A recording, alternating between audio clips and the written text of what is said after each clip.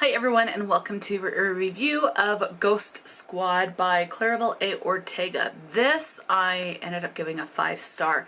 This is a middle grade book, and you're following, I said the name wrong when I first picked this up and read the back of this on like my TBR video, but the name of the primary character is Lucely. Sometimes she's called Luce for short, but it is Lucely. Lucely lives with her dad. He is a single parent. Their mother, one thing that you do learn right from the start is Lucely's mom just left. She didn't die. She just walked out on Lucely and her dad, and her dad's name is Simon. Simon has trouble making the house payment, so there's this worry if they're going to get kicked out of their house, where they're going to live, and things like that. Lucely has this big tree in the backyard of where they're living. And there's a bunch of fireflies, and there are fireflies in her house. And Lucely has the gift to see these fireflies transformed into the ghosts of her dearly departed loved ones, including her grandmother, some aunts, some cousins. One thing that's interesting is that when you die in this book, whatever you're wearing is what your ghost has. And there's no, so if you die in a green face mask, your ghost is constantly in a green face mask. So that was fun. So Lucely can see them transform into ghosts and then transform back into fireflies.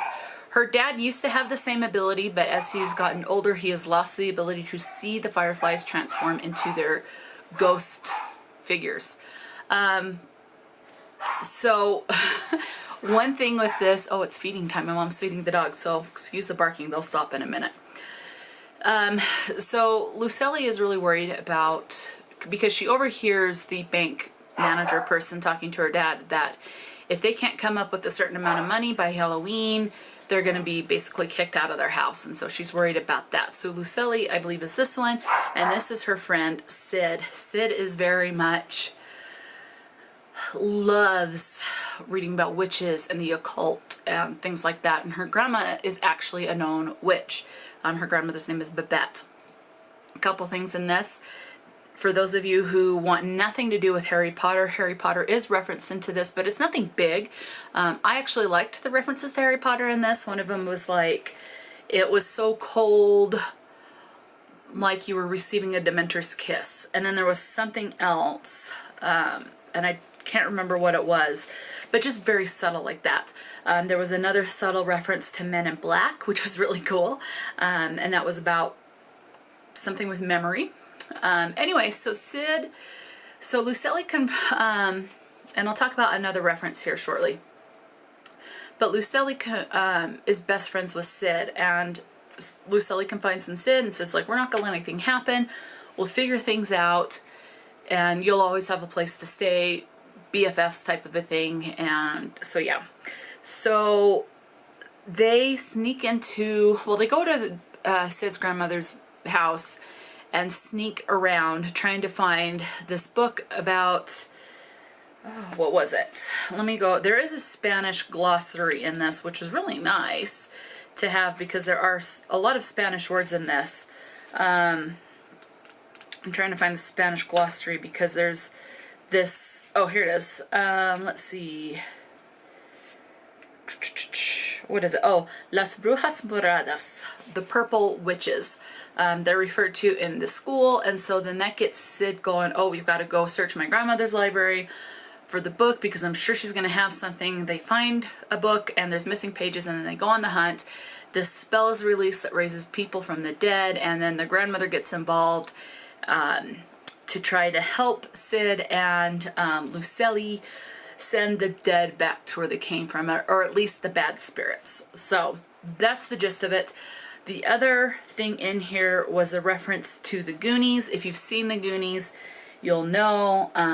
So Babette has a bunch of cats. So she is like the single, what would be termed as the crazy cat lady. She has a bunch of cats, but she is a witch. So, but all of the cats have a name corresponding with one of the characters from the Goonies. You have Mouth, Sloth, and one of them is actually named Chunk, Chunk is the one that's on the cover of the book.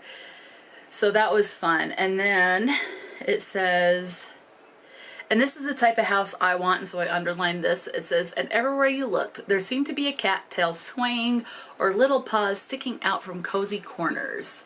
It's like, that's the kind of house I want, where there's just hints of a cat. Cat ears, cat tails, cat paws, whatever, poking around. So I really enjoyed that.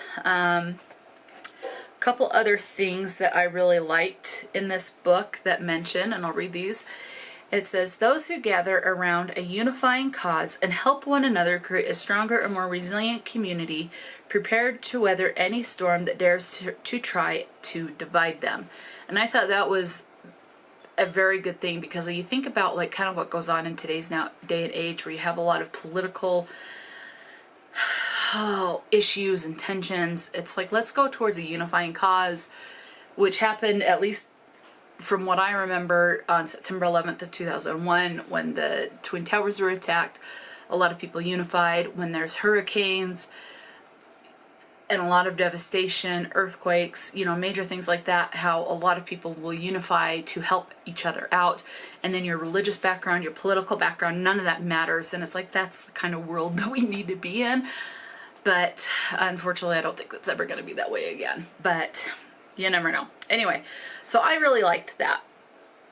And then this is one thing I really liked too about this. It says, maybe family is more than you're related to, Lucelli said. It's also the people you find along the way. So yeah, I loved that too, because I mean, you think about it. Some people are born into awful families, and then they're taken in as fosters, or unfortunately not, or whatever the case is, but you can still grow a family without having any blood relations. You can still have best friends and, you know, gain friends from work or wherever it is, and be your own little unique family. And I thought that was very profound in a middle grade book. I loved it. I loved the bond of the friendship, how they work together. They don't let each other down. I mean, friends make mistakes and stuff, but it is very much a middle grade book. You do have the spooky elements to it, but the underlying theme and plot, I think, or the message for the middle graders in this book is, you do have found family, and it doesn't have to be just your traditional family that you hear about. Like Lucelli is just her and her dad, but then she also has her best friend and her best friend's grandma, Babette. And that right there was its own little family unit, you know? I mean, Sid obviously has her parents, but there's not a lot of reference to that because Sid is just a side character. But I don't know, it was just very sweet. I do highly recommend. I did give this 5 stars.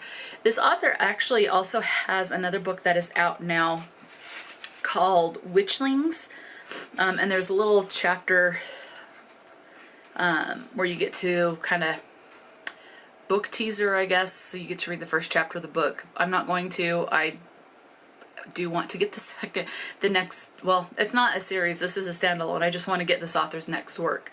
But I also, one thing I did like that definitely went to bonus points for this was the Spanish glossary in this. And I did mention that before, but you have things like, you know, some middle graders aren't going to know Spanish, you know, well, yeah, so, but you have words in here where it talks about and comes up quite a bit, like abuela, chula, con permiso, luna, mama,